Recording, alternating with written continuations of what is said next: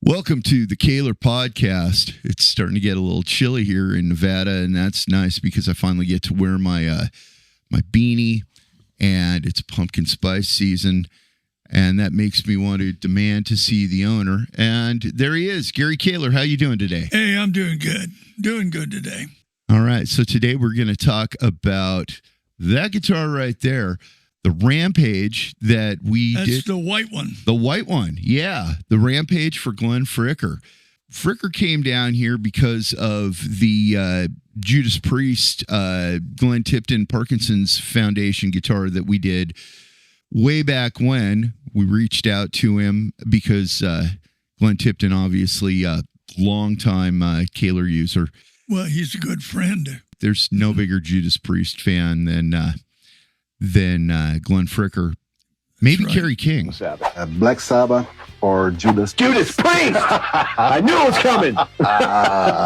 This is the last one. So, Judas Priest. They're both really into Judas Priest. And speaking of Kerry King, Glenn Fricker was the easiest guy to spec as far as what kind of Kahler do you want, because as you know, there's so many options with the 2300. You know, do you want Teflon rollers? Do you want steel rollers, brass rollers?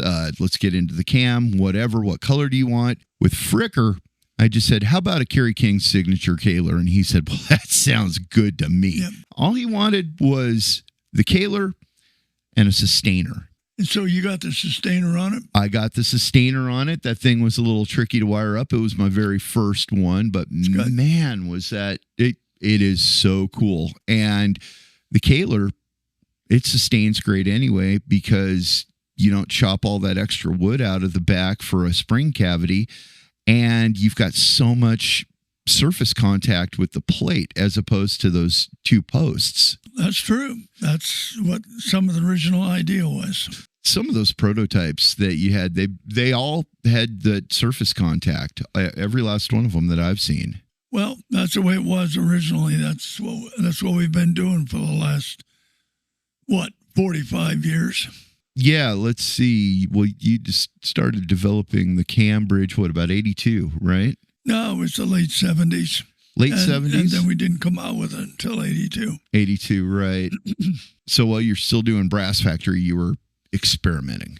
Yeah, that's what we did. You saw some of the original ones we did. Oh, some of those original ones were pretty wild. Let's see, you've got one that Dave Story did before you two met as well, right? You wouldn't recognize it what he had because it had no fine tuners on it, but he had a cam that worked. He had one piece that really worked, and that's what we went with, and it worked better than my design. You had two cams originally, right? Dive and... Yeah, two cams. Couldn't get the click out of the middle, so... And the rest is history, as they say. This thing for Fricker, it was really a cool deal because when he first got here, and I handed him that replica Strat that we made for the Glenn Tipton Parkinson's Foundation auction.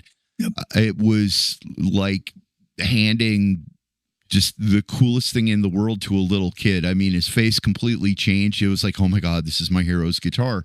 He immediately was just like, I've never played a Kahler before. Well, and then, of course, on his own channel, he played it. Oh, yeah. Played the hell out of it, really. That was great. Let me show you what makes this Strat the ultimate weapon.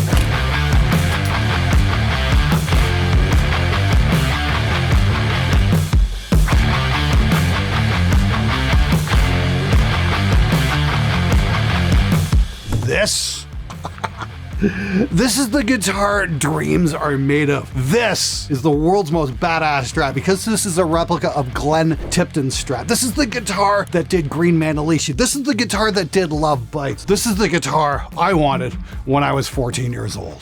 That happened right, I think, the day that I got to the NAMM show. My very first NAMM show ever. You dropped me off. You had business to do, and I went and represented Kahler. Yep. Walking around, making contacts and things like that, and then Fricker said, "Hey, the video for the Tipton guitar just came out, and check it out." And man, did that thing do some great numbers! It did well. Really, really good. It was a little delayed because he had the thing on the bench. He was ready.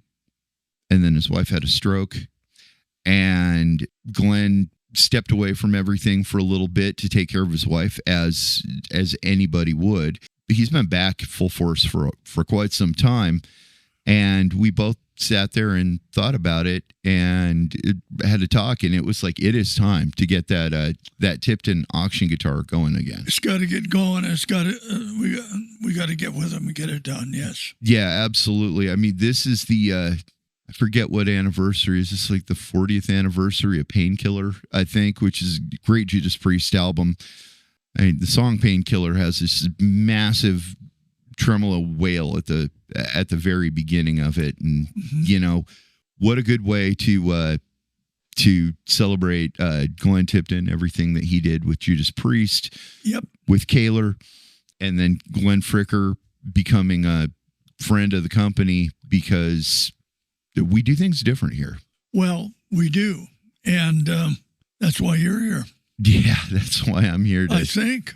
Sometimes I wonder what exactly it is I do here, because, you know, do I put guitars together for these people? Do I do customer service and help people figure out what the setup is? Get out there and and the answer is all of the above. It's been just such a great ride. And we appreciate all the people and their input of what they sent us and what they think, and it's all been very positive. I know I particularly appreciate it, and that's the way that works. The great thing, too, is that we've really established a really good community where some people have a hard time finding a tech that actually knows how to work on a Kahler, and the lazy thing to do, the easy way out, is to say, oh, that's just something that these bridges do. And I actually had a tech support call from a guy last night that said, I was showing this tech in a video, waving the entire guitar around by the bar, and then you threw it up in the air, caught it, and strummed a G chord, and it was still in tune. And I said to the tech, no, it shouldn't have this problem. Look at this. And he just looked at it and kind of shrugged. And I said, you know what? Don't worry about it. I'll walk you through it. And I did. And his guitar works. So you know what? Kahler's really a grassroots company. I mean, we're really straight to the customer. Well, we're straight to the customer, and we're here in Las Vegas for the simple reason that most of the pros come through here sooner or later, and many of them come and see us here when they're here. And I think that's good for business, good for them.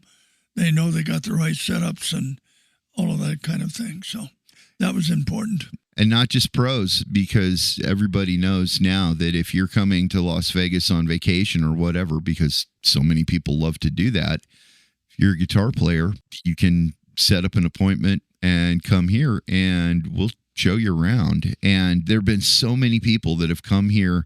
I mean, we had that guy come from Australia not too long ago. We had the guy come from Holland. They're just so happy to be able to walk in the place and actually be talked to and feel important, because they are important. That's it. Everybody's important. And the pros, the guys that are regional players, or whatever they do, everybody's important. Something I really had a fun time doing was showing everybody all the guitars behind you have Brass Factory bridges on them. 3 of them are new designs, and 3 of them are older. You know, not a lot of people know that we do that. I think that maybe we're here at the tail end of October. Maybe we should do something in November special to really highlight those Brass Factory bridges. November's here, so let's do it. You know what? By the time this airs, I think it's going to be November. Yeah, let's do it. Well, sure. Let's do it. You can actually flutter one of those old Brass Factory trims, and people are blown away when you can flutter a 6-hole trim. Well, it isn't the Brass Factory's that old, because we've brought back many of those in our factory in Fullerton. And so we're making them again, because people are asking for them. You know what, though? This is supposed to be about Glenn Fricker and his amazing guitar. I find it really funny, though. It is the plainest one out of all the G&L guitars we did. Okay, we want to make sure that we don't confuse it with the Judas Priest promotion we've been talking about. So this is a completely different effort with the G&L. Yeah, very true. Glenn Tipton and Glenn Fricker, sometimes I'll get them twisted and I'll accidentally say Tipton when I mean Fricker and vice versa. But yes, the Tipton guitar, that's an actual honest-to-God USA Fender Strat, black Strat, as close to the one that Tipton played as possible. Spec the way that his was. The Fricker guitar is that white G&L Rampage right there that has the Kerry King and the Sustainiac on it.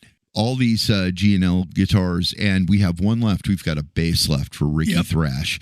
Ricky Thrash, right. I'm really excited to do that thing because that's going to be the first time that I actually do some of my crazy wiring for a bass. Well, that's good. We'll get that out of here pretty soon. Rather than spend a lot of time on this, I think, maybe I'll just give that a quick once over and we'll box it up and send it off to Glenn because it's ready to go. It's time to do it. And just amazing build once again. Thank you very much to David and John McLaren, James Gay, Frank Fabo, all the people that were involved. Right.